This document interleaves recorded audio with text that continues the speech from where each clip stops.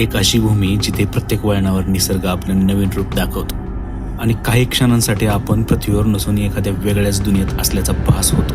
त्या स्वर्गीय भूमीतील नुब्रा व्हॅली म्हणजे निसर्गाने रंगवलेलं एक जिवंत स्वप्न. बर्फाच्छादित शिखरं, थंड वाळवंट आणि त्या सगळ्यांच्या साक्षीने उभं असलेलं डिस्किट मॉनेस्ट्री नुब्राचं सौंदर्य आणखी भव्य बनवतं. लडाख म्हणजे प्रत्येक ट्रॅव्हलरसाठी एक वेगळीच अनुभूती. इथे प्रत्येक रस्ता नवीन कथा सांगतो, प्रत्येक डोंगर नवीन आव्हान देतो आणि प्रत्येक हवामान आयुष्यभर लक्षात राहणारी आठवण बनून जातं.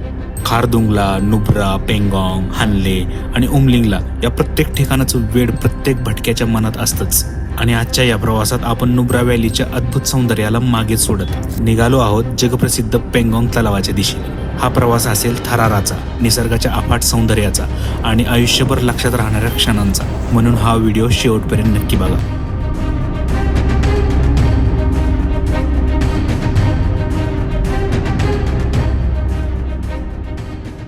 जय महाराष्ट्र मित्रांनो, हंडरमधून शुभप्रभात. तर या ठिकाणी आता आम्ही रात्री थांबलो होतो. दी स्काय कॅम्प म्हणून आहे कॅम्प. आम्ही एकदम शेवटच्या क्षणी, म्हणजे बुकिंग नव्हतं आपलं इथं, तर एकदम शेवटच्या क्षणी हा कॅम्प या ठिकाणी शोधला. आणि इथं छोटे छोटे असे टेंट्स आहेत. तर ह्या टेंटमध्ये आम्ही रात्री मुक्काम केला. 2 टेंट घेतले होते. तर ह्या टाईपचे टेंट आहेत. मस्त आहे, थंडी वगैरे काही वाजलेली नाही. या ठिकाणी अंडी सोलायची स्कीम चालू आहे. तर हा हुंडर सँड ड्यून्स आहेत ना, त्यानंतर एक 500 मीटरच्या अंतरावर हा वाला कॅम्प लागतो. तर इथं तुम्ही येऊ शकता. खूप भारी आहे. आता आपली चालू आहे लेह लडाखची ट्रिप. त्यातला आपण आज हुंडरमध्ये आहोत. इथून पुढे आपल्याला जायचं आहे पँगॉंगला. आणि पँगॉंगला जाऊन पँगॉंग लेक एन्जॉय करून तिथं पण एक होमस्टेवर आपल्याला राहायचं आहे. तर आज दिवसभरामध्ये आपला असणार आहे भला मोठा प्रवास. वाटेत आपण पाहणार आहोत डिस्किट मॉनास्ट्री. नदीचा काही पार्ट आहे जो भारी आहे. आणि खूप साऱ्या गोष्टी एन्जॉय करत करत आपल्याला पँगॉंगला पोहोचायचे उजेडामध्ये. चला, आजच्या दिवसाची सुरुवात झालेली आहे. चॅनलवर नवीन असाल तर सबस्क्राईब करायला विसरू नका. चला मित्रांनो, आता या ठिकाणी आपलं सगळा सेटअप येऊन थांबलेला आहे. आणि ह्या टेंटमधून आता आम्ही रजा घेत आहोत आणि आतमध्ये एंटर करतो. इकडं डायनिंग आहे, इथं नाश्ता आहे. आता नाश्ता करून घेतो.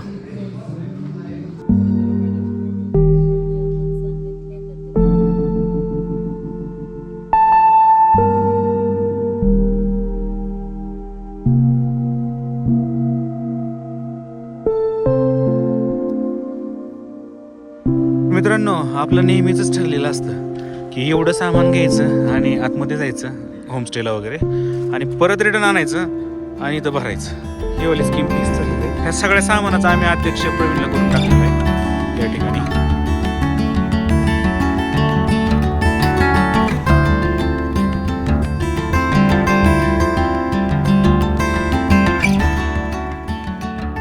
गेले आपला थोडे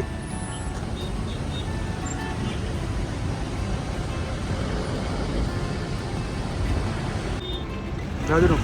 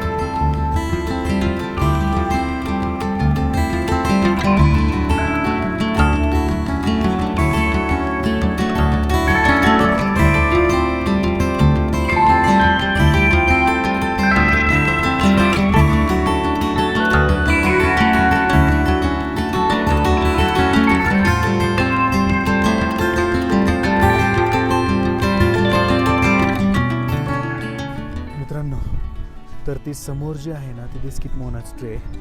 आणि हे खालचं डिस्किट गाव आहे. आणि ही माझ्या पाठीमागं बघू शकतो केवढी मोठी भव्य दिव्य मूर्ती आहे. खूप भारी वाटते. ज्यावेळेस तुम्ही हुंडरमध्ये याल त्यावेळेस येताना किंवा जाताना हा थांबायचा मेन पॉईंट आहे, मेन अट्रॅक्शन आहे. तर इथं थांबलंच पाहिजे. एवढी भारी ही मूर्ती आहे. आणि इथून खराच नुब्रा व्हॅलीचा नजारा एक नंबर दिसतो. तर आता आम्ही थोडे वेळ इथं थांबतो, इथल्या सगळ्या गोष्टी पाहतो आधी. आणि पहिल्यांदा तर आम्ही इथं शांत बसतो, कारण की ह्या गोष्टी फक्त पीससाठी केल्यात. पळापळीन, थांबाथांबीन, काढा फोटोन, वडा दानगा, आणि फिरा आणि हे करा आणि ते ह्यासाठी नाही, यायचं निवांत बसायचं, मजा घ्यायची, शांत बघायचं डोंगराकडं निसर्गाकडं. आता मी येऊन पोचलो आहे नुब्रा व्हॅलीच्या हृदयात वसलेल्या डिस्किट मोनास्ट्रीमध्ये आणि समोर आहे ती भव्य दिव्य मैत्रीय बुद्धांची मूर्ती. त्या क्षणी असं वाटतं जणू हिमालयाच्या कुशीत वेळच थांबून गेली आहे. 14व्या शतकापासून नुब्रा व्हॅलीवर आशीर्वादाची सावली धरून उभा असलेला हा प्राचीन मठ म्हणजे लडाखच्या अध्यात्माचा आत्माच. उंच पर्वतांच्या माथ्यावरून संपूर्ण दरीकडे पाहत उभी असलेली 106 फूट उंच मैत्रेय बुद्धांची सुवर्ण मूर्ती शांतता, करुणा आणि मानवतेचा संदेश जगभर पोहोचवत राहते. सूर्याच्या सोनेरी किरणांनी उजळलेली ही मूर्ती आणि तिच्या पायथ्याशी पसरलेली नुब्रा व्हॅली हे दृश्य एखाद्या सिनेमातील परिपूर्ण प्रेमपेक्षाही सुंदर वाटतं. कानावर पडणारे बौद्ध प्रार्थनांचे मंत्र, चेहऱ्यावर अलगद स्पर्श करणारा थंड हिमालयीन वारा आणि सभोवताली पसरलेली अथांग शांतता या सगळ्यांमध्ये मन नकळत हरवून जातं. डिस्किट मोनास्ट्री ही फक्त एक वास्तू नाही, तर तो असा अनुभव आहे जो डोळ्यात साठतो आणि आयुष्यभर मनात जिवंत राहतो.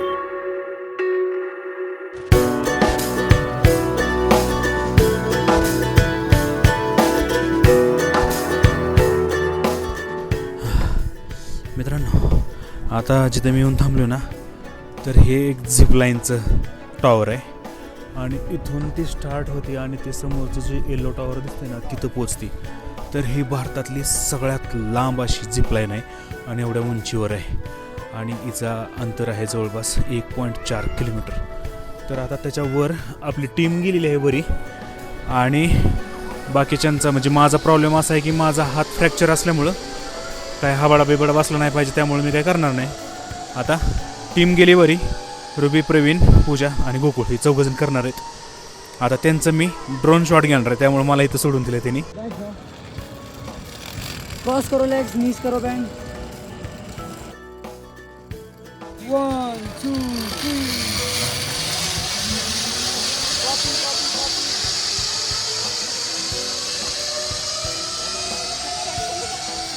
मित्रांनो, जो हा गेम चाललाय त्यात हा गोकुळ सर, रवाना मॅडम, पूजाताई आहेत आणि प्रवीण गोप्रो घेऊन चाललाय आणि मी उडवणार आहे ड्रोन.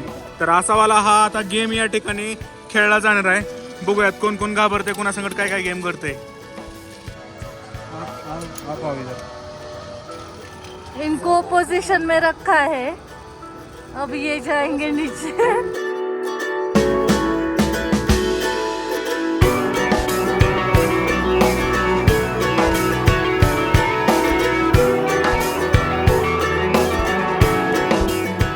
मित्रांनो, आता या ठिकाणी आता आम्ही काहीतरी घेतले आणि इथं घेतल्यात पाण्याच्या एवढ्या बाटल्या आणि मॅडमला उचलायला सांगितलेलं आहे. आपल्याला जायचं मागं, तर इथून पुढे इकडं जायचं आहे आपल्याला. इकडं छोटंसं मार्केट आहे, तिकडं आपल्याला टोमॅटो पाहिजे आणि चिकन पाहिजे, कारण की आत्ता पुढचा खायचा काही ऑप्शन दिसत नाही. आपल्याला रस्त्यातच काहीतरी करून खावं लागणार आहे. तर मित्रांनो, इथं आता मला चिकनचं एक दुकान मिळालं आहे. म्हणजे चिकन नाही, इथं फळं वगैरे, बाकीचा भाजीपाला वगैरे सगळ्या गोष्टी आणि चिकन पण इथं मिळतं आणि अंडी पण मिळतात. आता तिथून मी घेतो आणि आपल्याला रस्त्यात नदीकाठी थांबायचं आहे आणि मस्तपैकी चिकन बनवायचं आहे. अच्छा, तो फिर या ठिकाणी मित्रांनो 930 ग्रामचं मी घेतलेलं आहे कोंबडी आखी. तर दूर तक जाणार. आता आपल्याला तिथं जाऊन कापाकापी करायचं आहे मित्रांनो. विषय झाला हार्ड, फक्त सुरी झाली पाहिजे आपल्याकडे, सुरी असली पाहिजे स्वार्ड सारखी.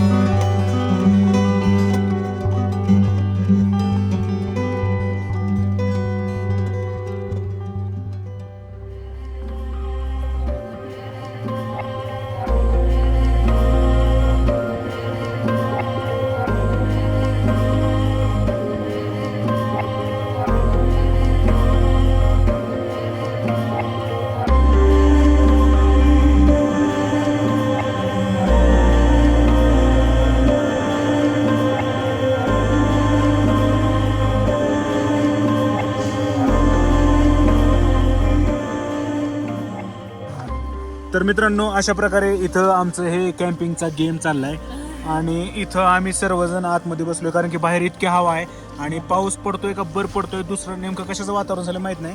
या ठिकाणी आम्ही भात केलाय आणि हे मी चिकन केलंय, थोडासा रस्सा आहे आणि आता आम्ही दाबून खायला लागलो. भात थोडा शिजलेला नाही पण असं आमचा हा ऑन द वे पँगॉंगच्या रस्त्यावर हा ऑन द वे आमचा मस्तपैकी खाण्याचा बेत या नदीच्या काठी ठरलेला आहे, एकदम सक्सेसफुल.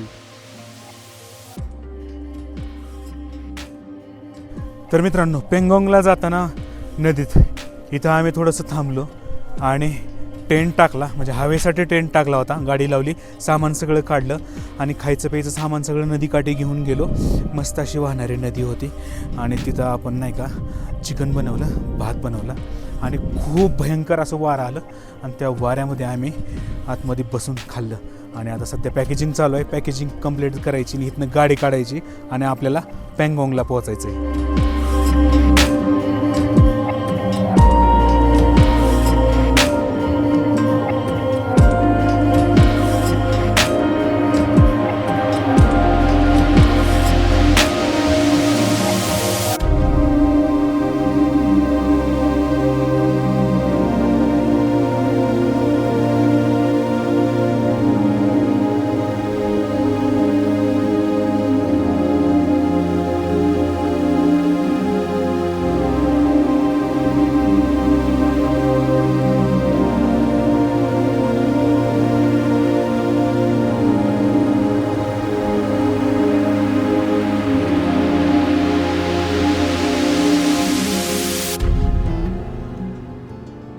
लडाखमधील सर्वात खतरनाक आणि आव्हानात्मक प्रवास म्हटले की नुब्रा व्हॅलीतून पेंगॉंगकडे जाणारा हा रस्ता डोळ्यांसमोर उभा राहतो.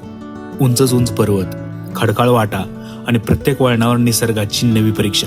एकेकाळी या रस्त्यावरून वेगाने वाहणारं पाणी प्रवाशांची कसोटी पाहायचं, पण आज नशिबाने हा मार्ग कोरडा आहे, त्यामुळे प्रवास थोडा सोपा झाला आहे. मात्र या रस्त्याच्या दोन्ही बाजूंना उभे असलेले विशाल डोंगर, वाऱ्याने कोरलेले अनोखे लँडस्केप आणि दूरवर पसरलेलं निर्जन सौंदर्य अक्षरशः मनाला भुरळ घालतात. इथे प्रत्येक वळण एखाद्या सिनेमातील फ्रेम सारखं वाटतं आणि प्रत्येक क्षण सांगतो की लडाख फक्त एक ठिकाण नाही, तो निसर्गाने रचलेला एक अद्भुत अनुभव आहे.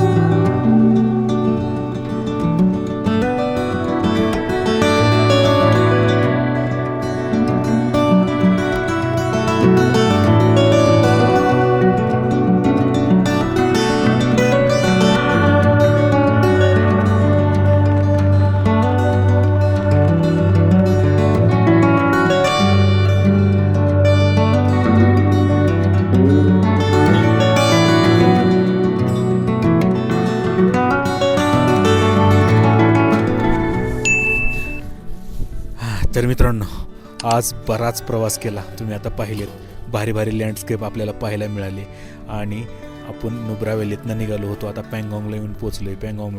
पँगॉंगला खरं तर आपण उजेडामध्ये पोचायला पाहिजे होतं, पण या ठिकाणी आपल्याला बऱ्यापैकी अंधार झाला आहे कारण की आपण रस्त्यामध्ये छोटंसं कॅम्पिंग करून आपण स्वतः जेवण बनवलं होतं नदीच्या काठी, त्यामुळं बराच वेळ गेला आणि सगळे ठिकाणं कवर करत करत आपल्याला सगळ्या गोष्टी बघत इथं पोचायला वेळ लागला. रस्ता खूप भारी होता, लँडस्केप खूप भारी होते, जे की तुम्ही आत्ता एन्जॉय केले.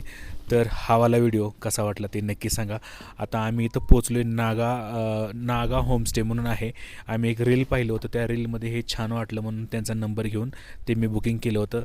त्यांचा नंबर मी आता ह्या व्हिडिओच्या खाली पण टाकतो, तुम्हाला त्याचा उपयोग होऊ शकतो. तर हा दिवसभराचा व्हिडिओ कसा वाटला ते नक्की सांगा. आपली चालू आहे पुणे टू लडाख ही रोड ट्रिप चालू आहे. आपण कारनं आलो आहे, टाटा करू घेऊन आलो आहे. तर चॅनलवर नवीन असाल तर सबस्क्राईब करायला विसरू नका. जय हिंद, जय महाराष्ट्र. इथं त्या काकू बसल्या, त्यांनी आपल्याला बऱ्यापैकी सगळ्या गोष्टी चांगल्या दिल्या, जेवण वगैरे चांगलं दिलं, चांगली हेल्प केली.